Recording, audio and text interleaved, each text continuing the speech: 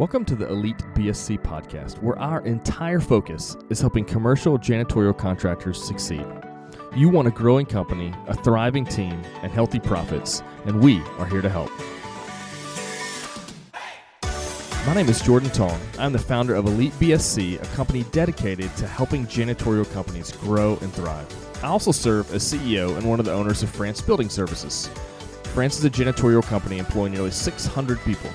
Since 2007, we grew from 1.5 million to more than 20 million in annual revenue and built what I think is one of the best teams in the world. The goal of Elite BSC in this podcast is to give owners in the industry a vision of where their company can be and the information and tools to get there. I want to share what I have learned over the years to make this a reality for you.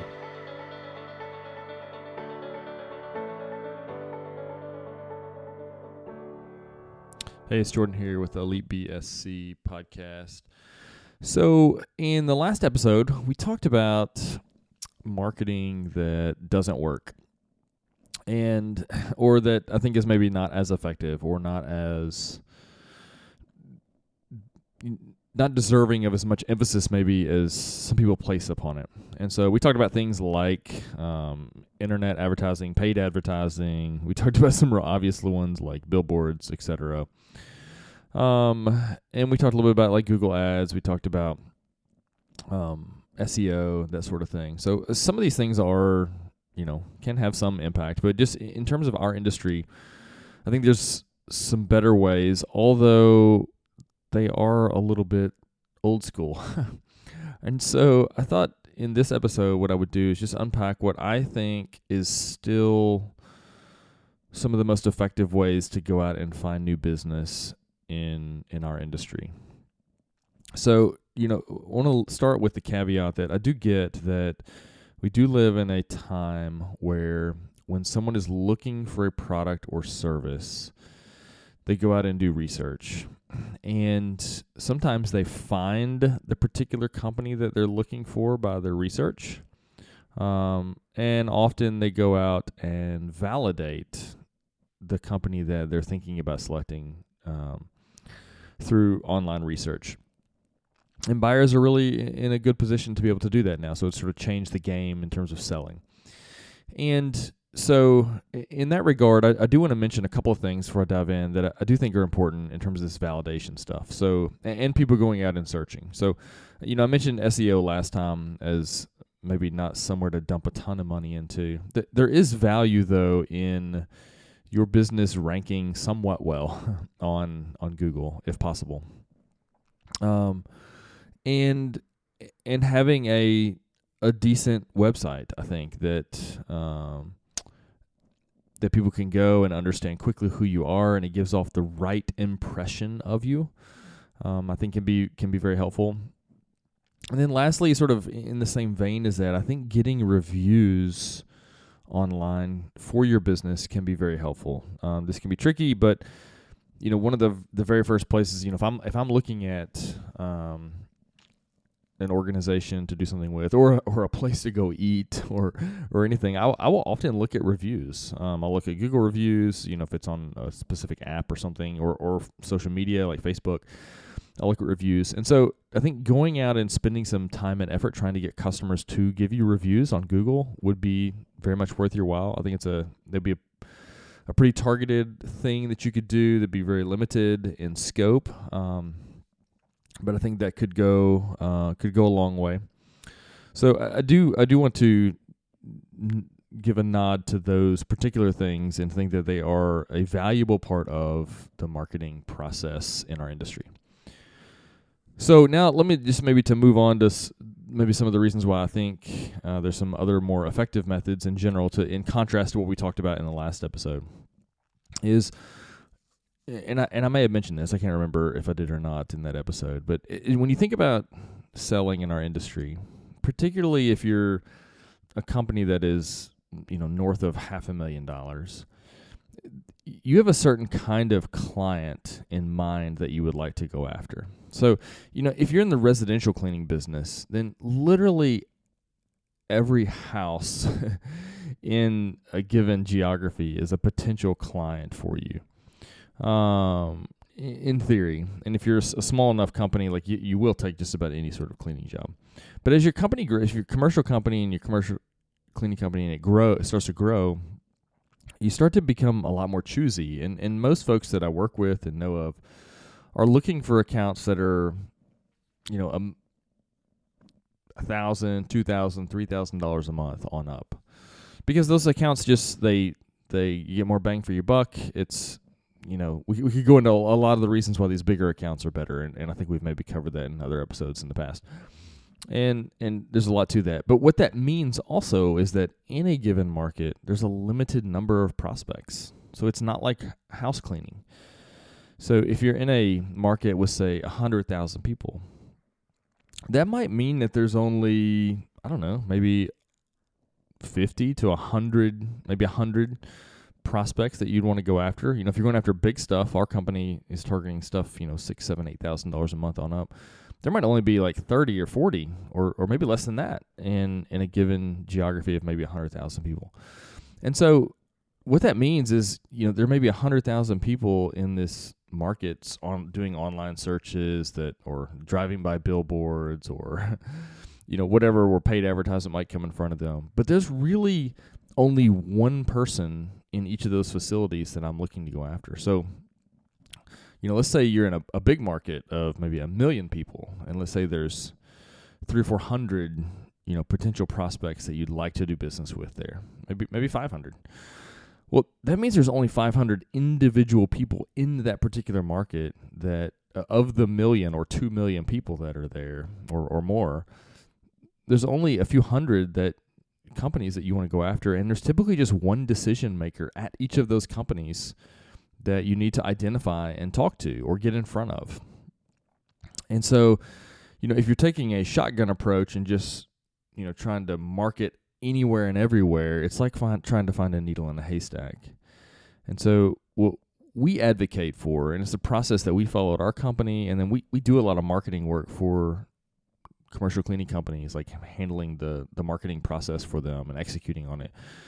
And we take what we call as a rifle approach. So when I talk about marketing that does work, what I'm suggesting is that you go out and you identify the kinds of clients that you want to go after. So we talk about this as building our ideal client profile. So we want to identify who it is that we want to do business with. What are the qualities, characteristics of them? What's their DNA? How big are they? Where are they located geographically? What industries are they in? Etc. And so we identify what that is, and then we go target we go hunt and find companies that match that criteria. And so we're trying to build a very specific list of the people we want to do business with. So instead of, taking the field of dreams approach, if you build it, they will come. We want to go out and find out who we want to come and we want to target them and bring them aboard. So it's very, the best way I can say is it's very targeted. And so I'm from Kentucky, and so we use the shotgun and rifle approach. If you're going bird hunting and you're trying to shoot a small animal at a distance, maybe that's moving, use a shotgun because it has a scattered pattern, and it's not super effective. It's not effective at all at long ranges, but at short ranges, that shotgun, those pellets spread out, and you can typically hit and kill a small target. However, if you're going to take down an elk or a bear or a deer, like a shotgun is not the way to go. You need something, if you're going after a bigger game, you have to have a more precise, focused, but more powerful approach. And that's what we're advocating for here on the janitorial side. So our approach has been establish ideal client profile, go out and build a list of the companies that match that profile. So let's say in a given market, let's say you've got 200 companies that match a certain profile that you've identified, and say at least by looking at Google Maps or maybe a drive-by or a number of employees that are there, I know that this is the kind of account we would want. Okay, that's step number one. Number two is we need to go out and we need to find decision-maker data inside those facilities.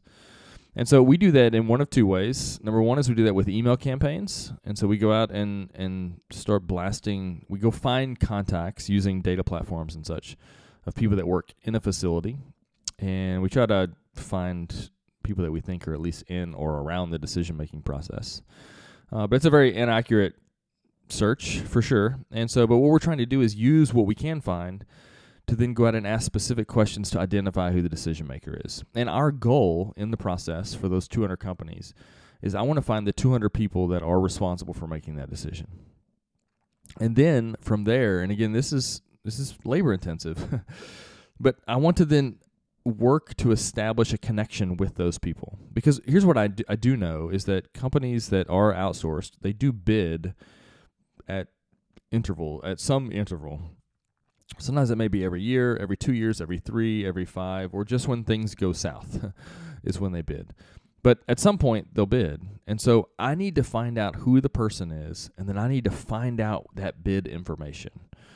I need to find out if they're bidding next year or in 2 years or in 3 years, or if they're happy and don't plan on it but call me back in a year. I need to know who the people are, who the decision makers are, and I need that information about the bid.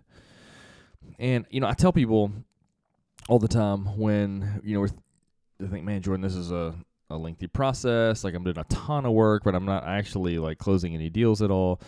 Well, here's what I would ask. If I could give you a list of the top 200 clients in your market, and not only could I give you that list, but I could also give you the names of the decision makers in those facilities, and I could also give you an idea of when they're going to be bidding or when you should contact them.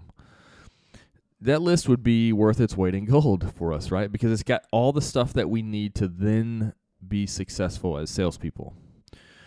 And so our approach has been, we want to build the list, go out and find contacts, then identify decision makers, and then we want to, through email nurture campaigns and cold calls, continue to work that list until we can identify the decision maker and when they're going to outsource, particularly when they're going to outsource. So we're working to establish credibility and trust along the way in hopes of identifying that key piece of information that we need to know when is this opportunity going to present itself. Because we want to not bug or pester our prospects all the time, but we want to strike when the iron's hot. And so we need to know when it's hot.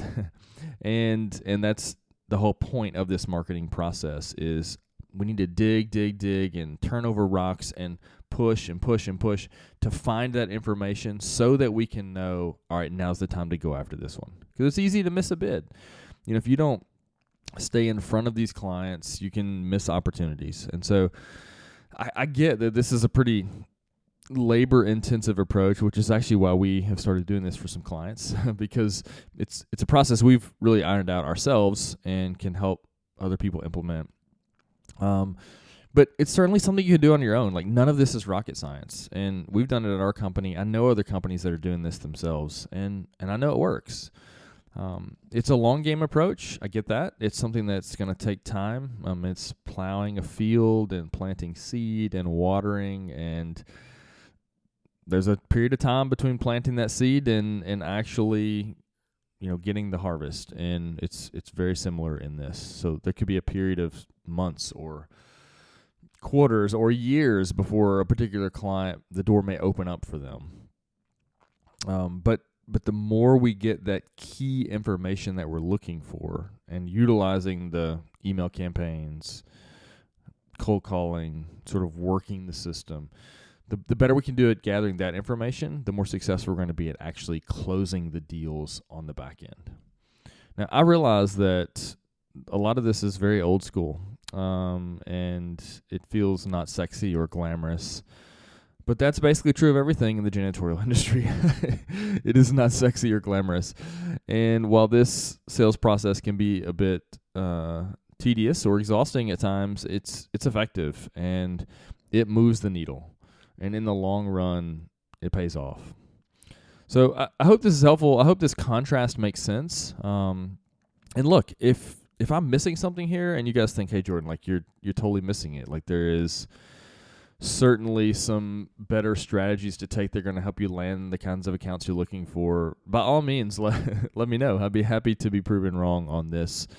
I'm always open to new ideas or suggestions that may help us or anybody else that listens to this podcast. So feel free to reach out to me, Jordan at elitebsc.com. I'd be happy to hear your thoughts on this. So, but again, I hope this is helpful. If we can ever help you with any marketing stuff for your janitorial company, reach out to us. We'd love to have a conversation with you about that. So, hey, listen, I hope you found success, and we'll see you on the next episode. If you found the information in this podcast helpful, please like and subscribe on whatever podcast platform that you're using. If you would like more resources or help to grow your cleaning company, head over to elitebsc.com. We have loads of articles, videos, free tools, coaching options, and a lot more. If your company is greater than $500K in revenue and you want to take your learning experience to the next level, check out our mastermind group. You can learn more about that at elitebsc.com/mastermind.